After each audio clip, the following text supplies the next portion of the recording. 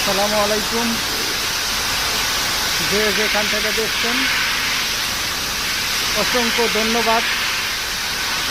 আমার লাইভটা আপনারা সবাই শেয়ার করে দিবেন। দেখেন 13তলা জাহাজের ভিতরে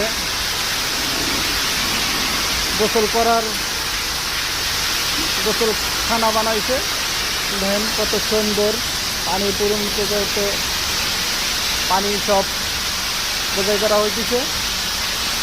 জাহাজটা এখনও কমপ্লিট হয় নাই, হয়তো আর 1 বছর লাগবে কমপ্লিট হতে। জাহাজ দেখতে অনেক সুন্দর, জাহাজটা অনেক 13তলা জাহাজটা অনেক সুন্দর দেখা শোভা।